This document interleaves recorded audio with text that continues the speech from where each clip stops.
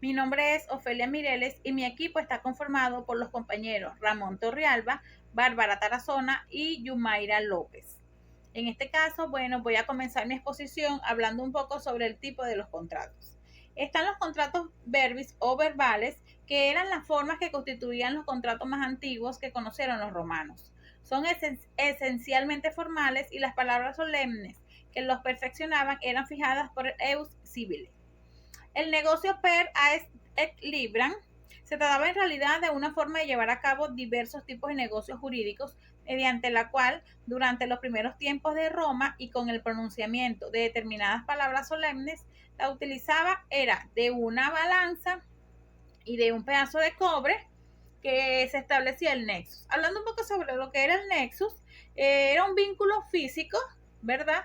Donde el acreedor se acreditaba o se posibilitaba ejercer el magnum iniectum, es decir, ponía mano sobre la persona deudora en caso de que éste no cumpliera, sin hacer uso de las acciones declarativas para lograr una sentencia condenatoria en el sistema de las legis actiones.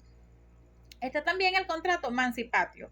Era un contrato verbal, formal y solemne, incluso sacramental, con el que se transmitía la propiedad de las cosas mancipables, como por ejemplo los fundos rústicos y urbanos, los esclavos, los animales de tiro y de carga, incluso las servidumbres rústicas.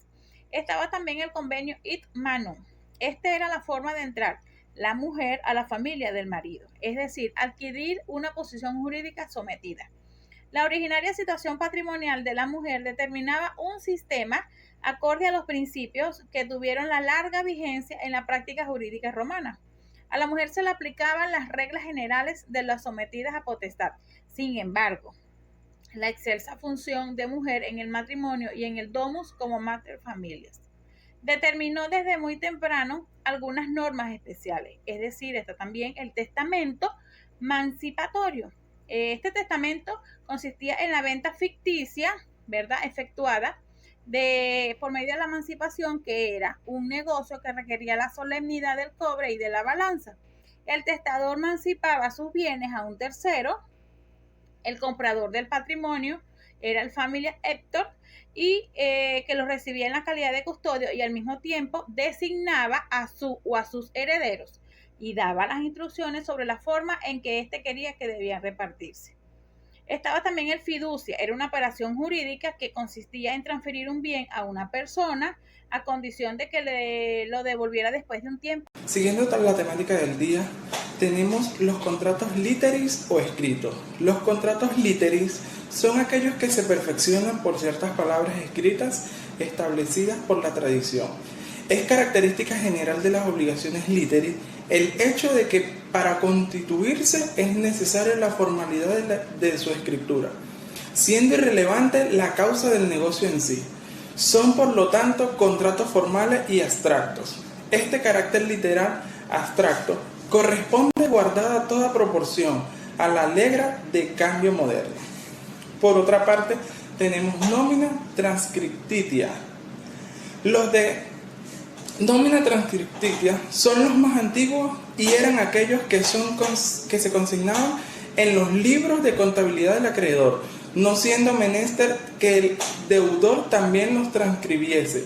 Eran contratos unilaterales y de estricto derecho que tenían por objeto una determinada cantidad de dinero.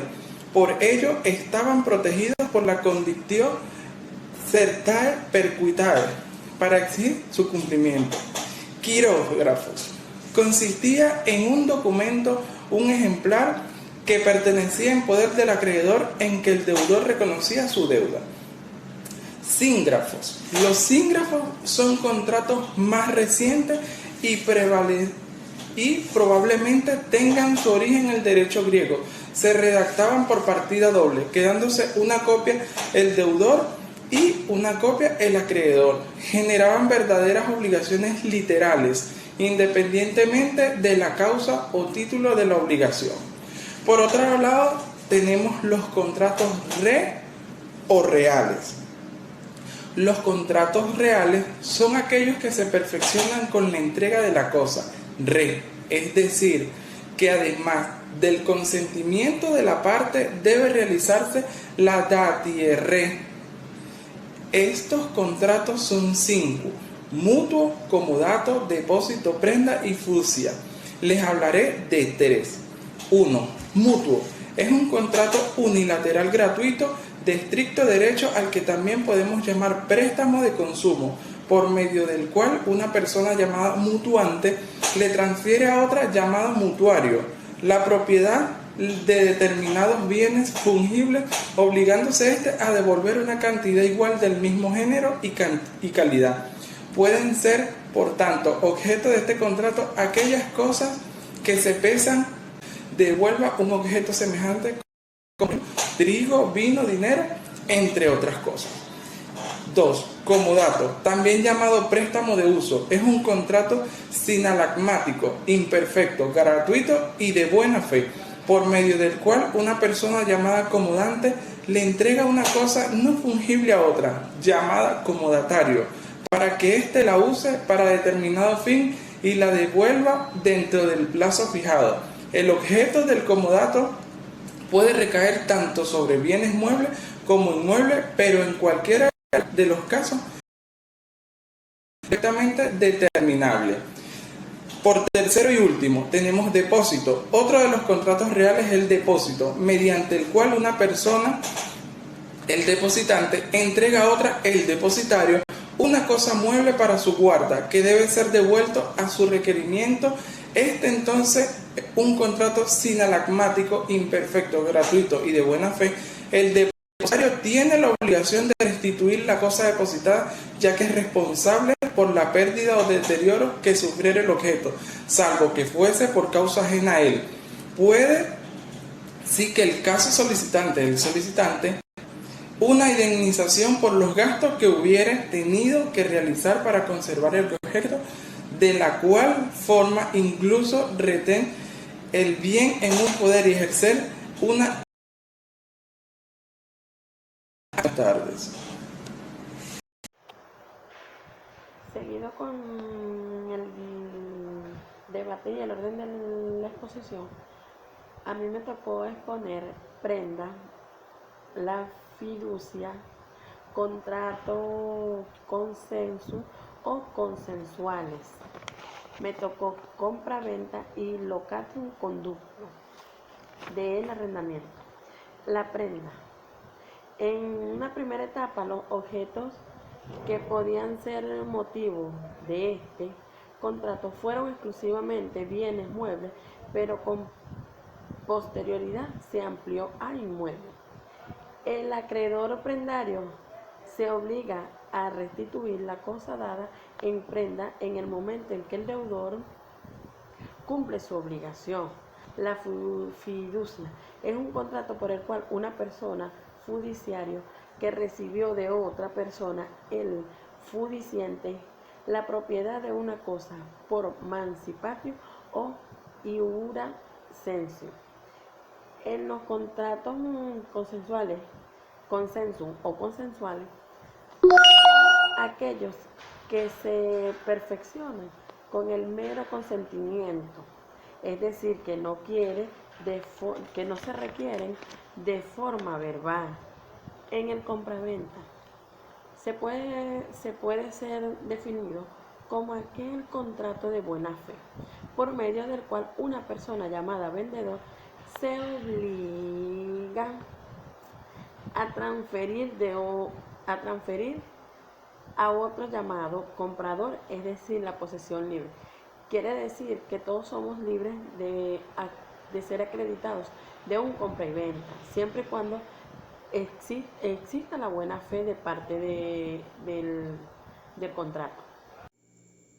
Otros tipos de contratos consensuales son el mandato y la sociedad. El mandato es un contrato a partir del cual una persona, a quien se le denomina el mandante, le encarga a otra, a quien se le denomina mandatario, que realice determinado acto por cuenta en interés de aquel. Cabe considerar que este tipo de contrato finalizaba motivado en primer lugar al cumplimiento del contrato o imposibilidad de cumplirlo, por la llegada del término establecido en el contrato, por voluntad de ambas partes, por revocación del mandato por parte del mandante, por renuncia del mandatario o por muerte de las partes.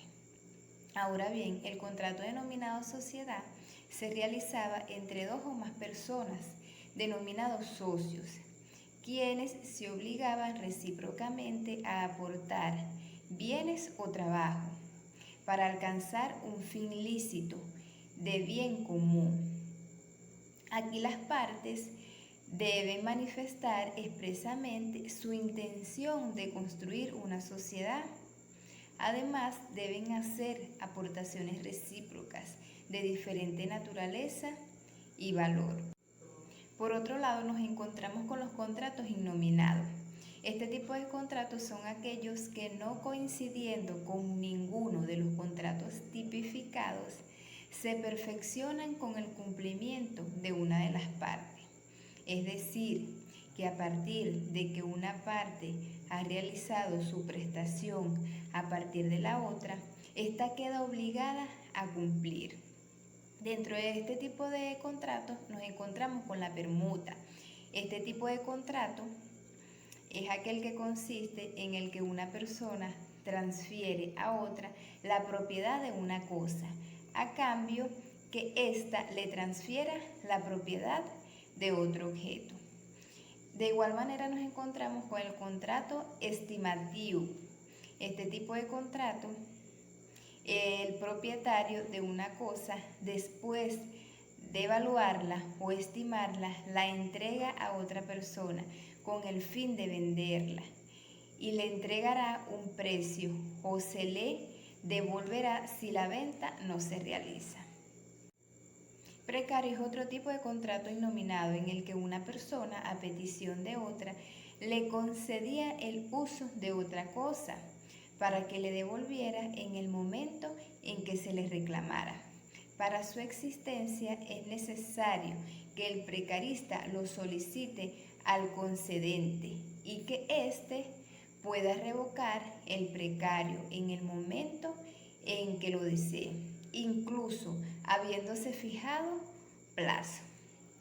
Y por último nos encontramos con la transacción. Este tipo de contrato innominado, las partes, haciéndose concesiones recíprocas, terminaban una controversia presente o evitaban una futura. La transacción debía reunir los siguientes requisitos. Primero, que existiera un derecho incierto y segundo, que hubiera concesiones recíprocas. Cabe considerar que la transacción solo se podía anular si sobre el asunto ya había una sentencia anterior y ésta no fuese conocida por las partes. Muchas gracias.